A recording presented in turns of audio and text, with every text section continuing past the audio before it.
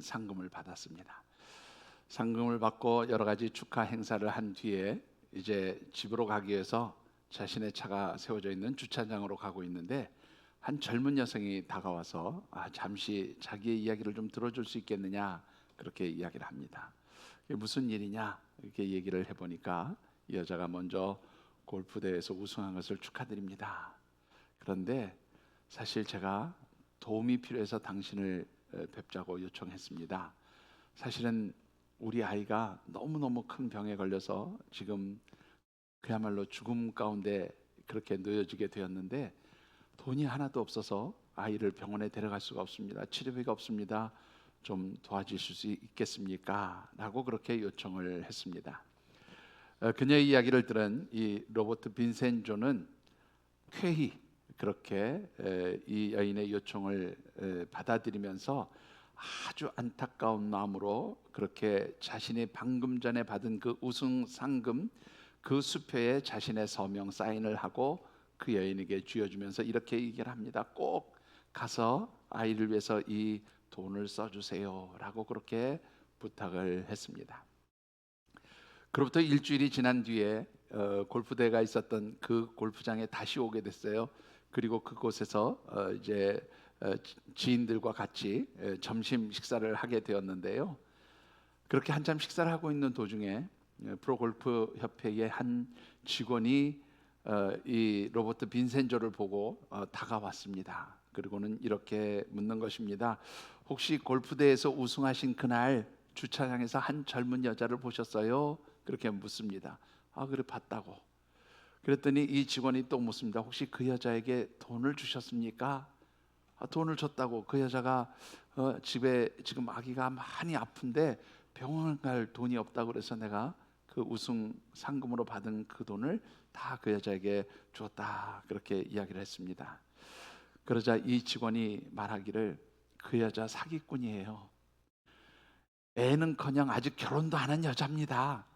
그런데 당신을 속이고 애가 아프다고 하면서 그 당신의 돈을 사기쳐서 가로챈 것입니다. 그렇게 이야기를 했습니다.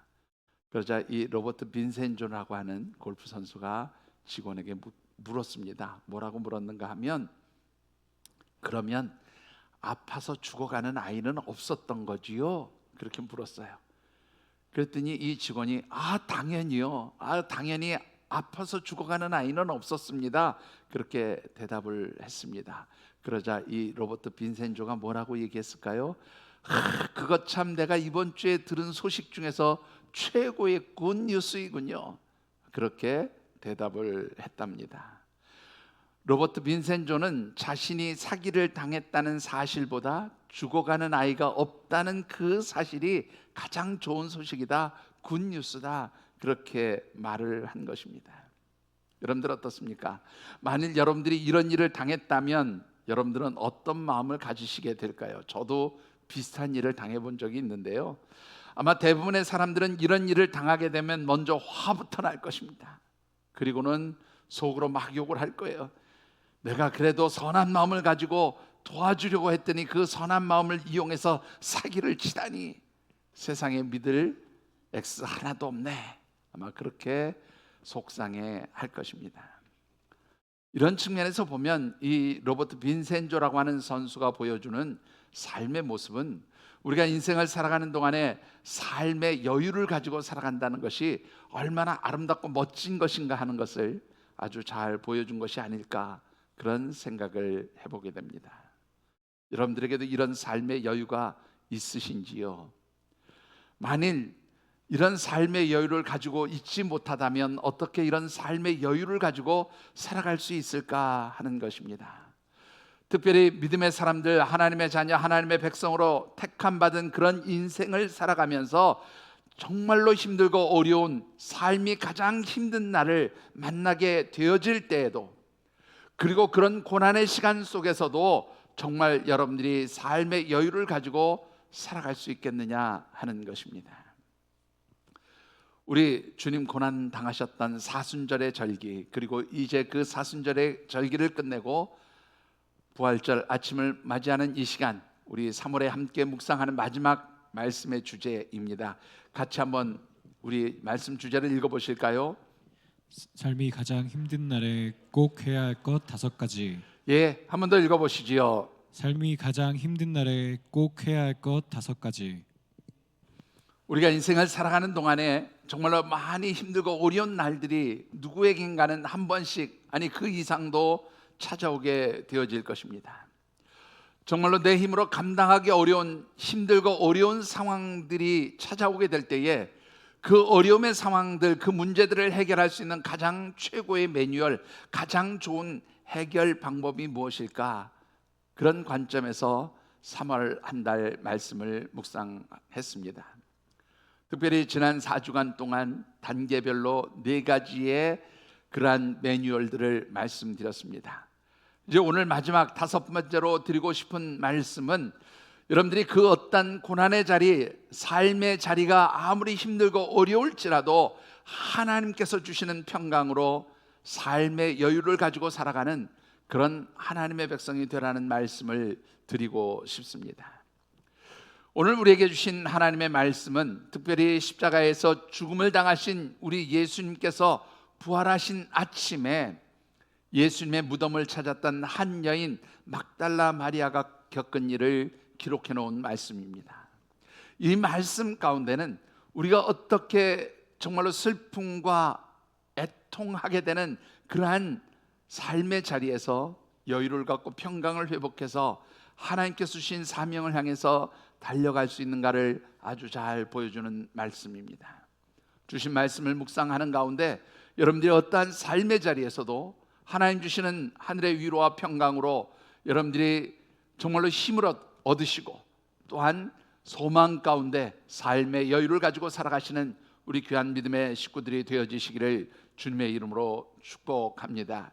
자, 오늘 주신 말씀을 통해서 우리가 먼저 묵상해 보고 싶은 것은, 우리가 인생을 살아가는 동안에 여러 가지 일들을 겪게 되어질 때에 특별히 삶의 여유를 잃어버리고 평강을 누리지 못하게 되는 이유가 무엇일까라는 것입니다.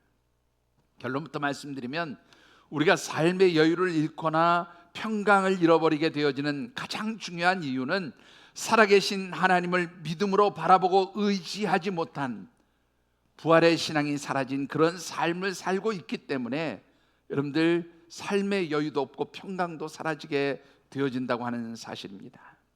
본문 11절의 말씀을 먼저 같이 받들어 읽어보겠습니다. 마리아는 무덤 밖에 서서 울고 있더니 울면서 구부려 무덤 안을 들여다보니. 예, 참고 말씀 1절도 같이 한번 받들어 읽어보십시다. 안식 후 첫날 일찍이 아직 어두울 때 막달라 마리아가 무덤에 들어서 돌이 무덤에서 옮겨진 것을 보고. 예, 예수님께서 십자가에 못 박혀 죽으시고 이제 안식일을 보낸 그 이튿날이지요. 바로 오늘입니다. 주님 부활하신 아침에 이제 마리아는 예수님의 무덤에 찾아가게 됩니다. 그런데 이 예수님의 무덤 앞에서 마리아는 아주 깊은 슬픔에 빠져서 눈물을 흘리게 되어집니다. 여러분들, 이 막달라 마리아라고 불리우는 여인이 왜 이토록 깊은 슬픔에 빠져 있었던 것일까요? 여러분들, 막달라 마리아는 갈릴리 호수 서쪽 연안에 있는 그 염색업 또 혹은 직물업이 발달한 그러한 막달레나라고 하는 그러한 마을 출신의 여인입니다. 기록에 의하면 이 막달레나라고 하는 마을은 성적으로나 도덕적으로 굉장히 타락한 그런 곳이었다 그래요. 그래서 이 마을에서 출생하여 성장한 마리아에 대한 자세한 기록은 없지만 분명한 것은 예수님을 만날 당시 마리아는 7 귀신이 들린 채 고향을 떠나 방랑의 삶을 살고 있었던 그런 비극의 여인이었다, 그렇게 말씀을 드릴 수가 있습니다. 아마 성경학자들은 막달라 마리아가 7 귀신이 들린 채 몸을 파는 여인으로 살았을 것이다, 그런 추측도 하고 있습니다. 그런데 예수님을 만난 후 이 막달라 마리아라는 여인의 삶은 완전히 변화가 됩니다. 새롭게 되었습니다. 누구보다도 열심히 예수님을 따르며 예수님의 사역을 후원하고 돕는 그런 삶을 살게 되어집니다. 그러던 어느 날 자신의 모든 것이라고 생각했던 이 예수님께서 십자가에서 죽임을 당하셨고, 이제 이 막달라 마리아는 자신이 그토록 의지하고 따르던 예수님의 시신에 향품이라도 발라드리기 위해서 무덤을 찾았지만, 그 무덤 속에서 예수님의 시신을 찾을 수 없는 그런 상황이 되자 깊은 슬픔에 빠지게 되었던 것입니다. 여러분들, 이 마리아의 슬픔 얼마나 큰 슬픔이었을까라는 것인데요, 여러분들 오늘 13절 말씀을 13절에서 15절까지 말씀을 같이 한번 읽어보시지요. 천사들이 이르되 여자여 어찌하여 우느냐 이르되 사람들이 내 주님을 옮겨다가 어디 두었는지 내가 알지 못함이니이다. 이 말을 하고 뒤로 돌이켜 예수께서 서 계신 것을 보았으나 예수이신 줄은 알지 못하더라. 예수께서 이르시되 여자여 어찌하여 울며 누구를 찾느냐 하시니 마리아는 그가 동산직인 줄로 알고 이르되 주여 당신이 옮겼거든 어디 두었는지 내게 이르소서 그리하면 내가 가져가리이다. 여러분들, 이 마리아가 예수님의 무덤 앞에 그렇게 커다랗게 가로막혀 있던 돌이 어디론가 옮겨져 있었고, 그리고 그 무덤 속에서 예수님을 찾지 못하게 되자 마리아는 무덤 안쪽을 깊이 살펴보게 됩니다. 그러다가 그 무덤 안쪽에 깊이 이제 두 천사가 있는 것을 보게 되고요, 그 두 천사와 잠시 대화를 나눕니다. 그리고 대화를 나눈 마리아가 이제 뒤를 돌아다 보니 거기에 예수님이 서 계셨어요. 그런데 문제는 마리아가 예수님을 알아보지 못했다라고 그렇게 기록하고 있습니다. 예수님이 아니라 동산직인 것으로 그렇게 착각을 했다는 것이죠. 여러분들, 왜 그랬을까요? 한마디로 이 막달라 마리아는 깊은 슬픔 속에 빠져 있었기 때문에 그토록 자신이 만나기 원하는 예수님조차 알아보지 못했다라고 하는 것입니다. 그토록 이 막달라 마리아는 당황했고 여유를 잃었고 그 마음에서 평강이 사라졌던 상황이었다라는 것이죠. 여러분들, 왜 마리아에게 정말로 예수님을 알아보지 못할 정도로 그 깊은 슬픔과 평강이 없는, 여유가 없는 그런 상태가 되었을까라는 것입니다. 여러분, 단순히 예수님이 죽으시고 예수님의 시신을 발견하지 못했기 때문에 그렇게 슬픔 가운데 평강을 잃고 또 여유 없이 그렇게 당황하고 있을까요? 사실 근본적인 이유는 다른 것에 있었다고 생각합니다. 우리는 그 해답을 누가복음 25장 4절의 말씀 속에서 찾아볼 수가 있습니다. 같이 말씀을 받들어 읽어봅니다. 여자들이 두려워 얼굴을 땅에 대니 두 사람이 이르되 어찌하여 살아있는 자를 죽은 자 가운데서 찾느냐. 예수님의 시신을 찾으러 온 여인들에게 천사가 들려준 말씀이 기록되어 있습니다. 여러분들, 천사는 이 여인들에게 뭐라고 말하고 있습니까? 어찌하여 살아있는 자를 죽은 자 가운데서 찾고 있느냐, 그렇게 말씀하고 있습니다. 여러분들, 이 막달라 마리아가 깊은 슬픔에 빠져서 예수님을 알아보지 못할 정도로 그렇게 삶의 여유를 잃고 평안을 잃고 두려워하게 된 이유는 살아계신 주님을 죽은 자 가운데서 찾고 있었기 때문이다, 그렇게 말씀을 드릴 수가 있습니다. 다른 말로 표현하면 예수님께서는 내가 죽음도 이기고 부활할 것이라고 분명히 말씀해 주셨지만 주님께서 다시 살아나실 것에 대한 분명한 부활의 신앙이 없었기 때문에 살아계신 주님을 죽은 자 가운데서 찾게 되었고, 그래서 슬픔에 빠졌고 평강을 잃었고 여유가 없는 삶을 살게 되었다, 그런 말입니다. 여러분들, 우리는 어떻습니까? 지난 4주일 동안 우리는 우리의 삶이 가장 힘들고 어려울 때에 꼭 이렇게 하시면 좋겠습니다 하는 것을 하나님의 말씀을 통해서 함께 묵상했습니다. 내 삶이 가장 힘들고 어려울 때 무엇하라고요? 먼저 하나님 병에 눈물을 담는 심정으로 그렇게 우리의 모든 사정과 형편을 아뢰는 기도의 자리로 나아가라 말씀드렸습니다. 두 번째 해야 될 일이 뭐라고 말씀드렸습니까? 내 삶이 무엇이라고요? 하나님께서 만들어 가시는 작품이다. 내 삶에서 다가오는 여러 가지 고난과 고통, 아픔들이 내 삶을 만들어가는 시줄이라면 내 삶에 있는 모든 기쁨과 즐거움은 날줄이 되어서 그 시줄과 날줄이 엮여진 하나님의 테피스트리, 하나님이 만들어 가시는 작품이 되어질 것을 기대하면서 고난의 시간들을 이겨내라는 말씀도 드렸습니다. 또 우리의 삶이 아무리 힘들고 어려워도 모든 것을 합력하여 선을 이루시는 하나님께서 지금 내게 행하시는 이 일을 통하여 어떤 선하신 뜻과 섭리들을 이루어 가실 것인지 그것을 발견해 보라고 그런 말씀도 드렸습니다. 그리고 이런 과정들을 거쳤다면 네 번째로 할 일은 무엇을 기다리라고요? 하나님의 뜻과 섭리, 곧 선하신 하나님의 뜻과 섭리가 이루어지는 하나님의 시간, 카이로스의 때를 기다리라 말씀드렸습니다. 한마디로 우리가 살아가는 모든 날들 동안에 당하는 어떠한 고난과 어려운 일도 하나님의 뜻과 섭리 가운데 있음을 믿고 모든 것을 합력하여 선을 이루시며 하나님의 때와 시간에 우리의 삶을 작품으로 만들어 가시는 그 시간을 기다리라 말씀드린 것입니다.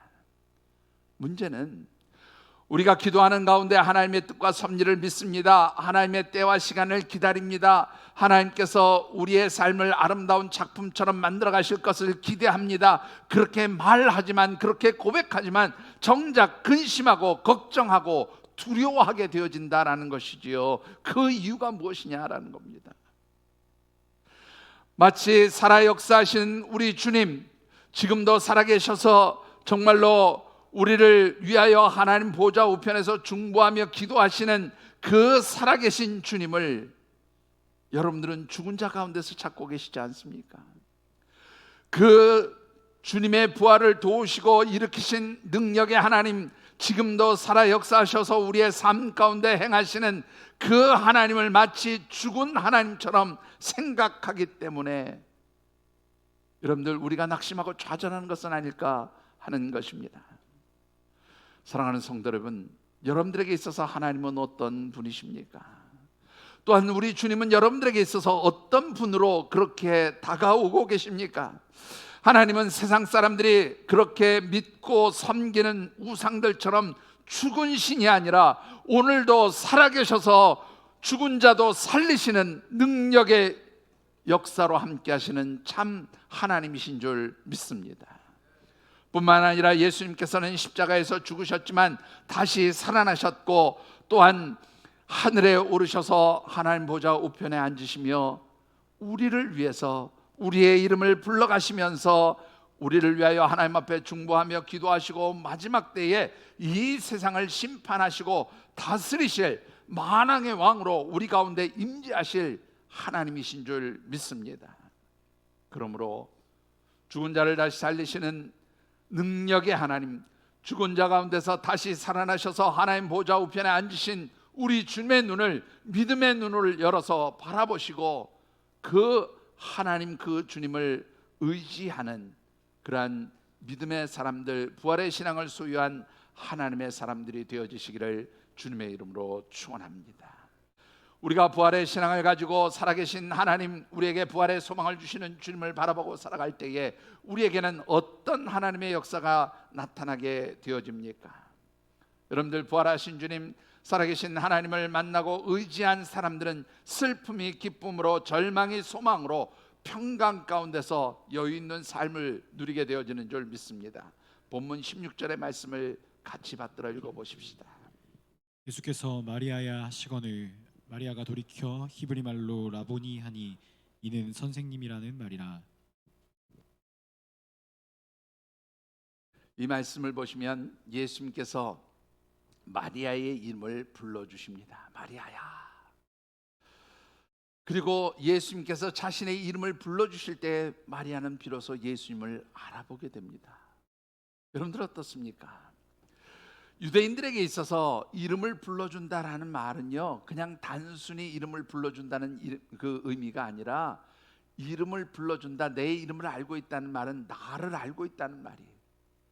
피상적으로 나를 안다는 것이 아니라요, 나의 모든 것을 안다라는 뜻이 그 이름을 부른다는 그 말 가운데 담겨진 의미입니다. 즉 예수님께서 마리아의 이름을 불러주셨다고 하는 것은 마리아를 다 알고 계신다는 것이지요.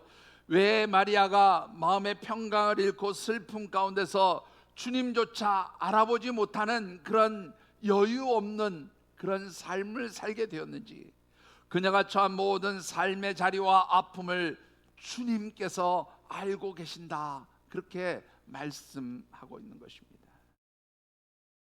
여러분들, 정말로 우리의 삶의 자리에도 그런 슬픔들이 있을 수 있지요. 때로는 낙심과 절망의 자리들이 찾아올 수 있습니다. 때로는 내가 감당하기 힘든 어렵고 고통스러운 일들이 찾아오게 되어질 수도 있습니다.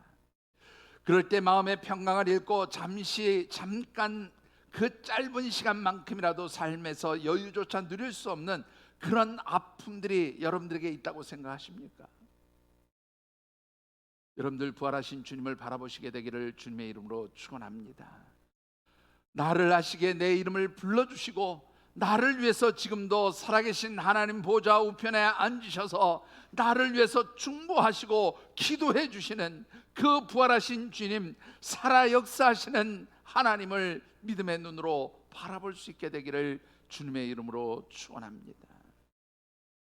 나를 아시는 주님, 세상의 모든 죄와 사망을 이기시고 부활하신 그 주님을 바라보는 마리아에게 어떤 변화의 역사가 일어납니까? 여러분들 요한복음 20장 18절의 말씀을 같이 받들어 읽어보십시다.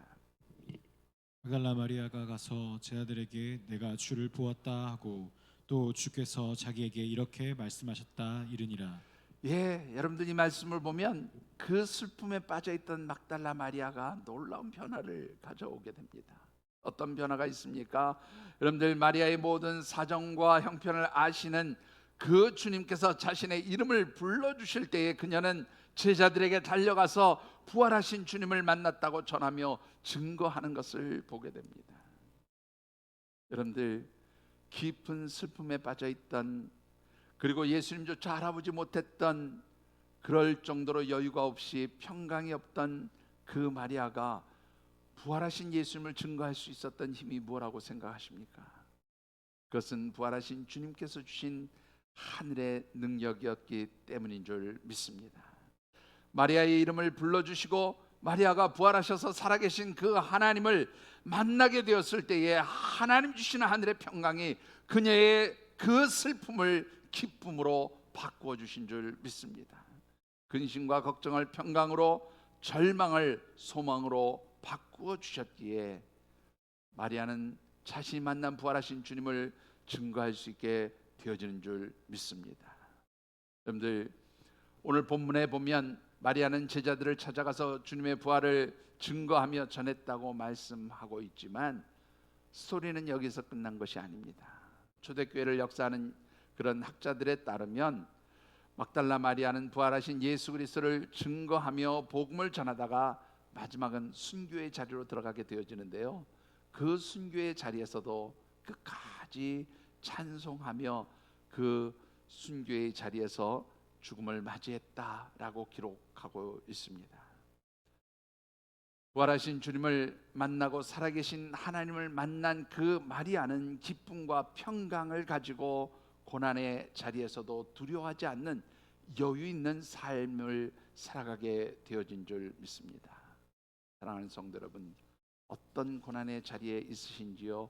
여러분들이 부활의 신앙을 가지시고 살아계신 하나님 바라보고 의지하시면서 우리를 모든 죄와 사망 가운데서 건져주시고 십자가의 죽음을 이기시고 부활하신 우리 주님을 소망 가운데 바라보면서 그렇게 한 걸음 한 걸음 천국을 향한 믿음의 경주자로 살아갈 수 있게 되기를 주님의 이름으로 축원합니다.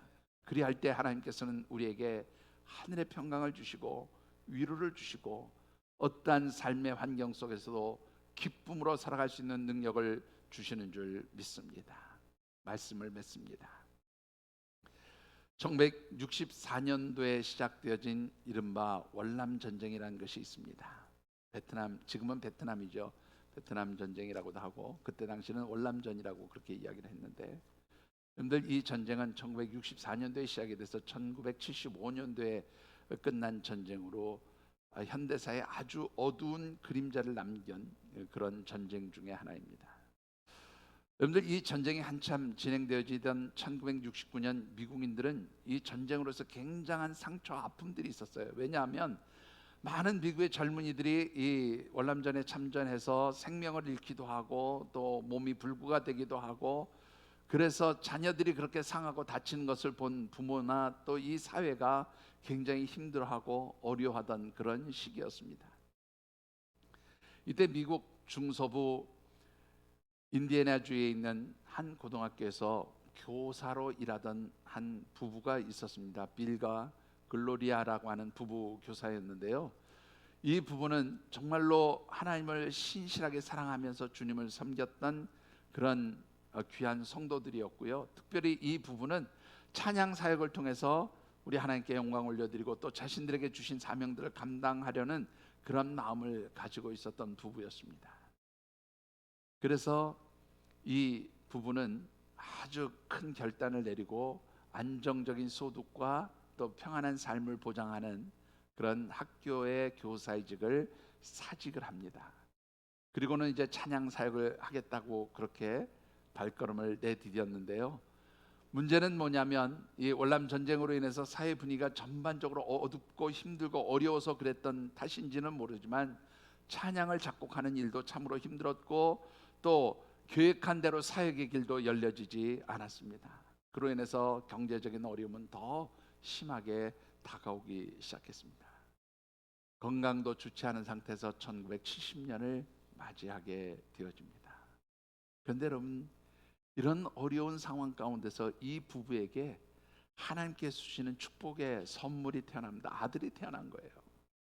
분명히 아들이 태어난 것은 하나님께서 주신 축복이고 기쁨이고 즐거움이었지만 경제적인 어려움 때문에 또 여러 가지 그 환경과 상황이 참으로 불투명한 그러한 상황이기 때문에 아들이 태어났을 때에 이들 부부에게는 큰 근심과 걱정이 있었어요.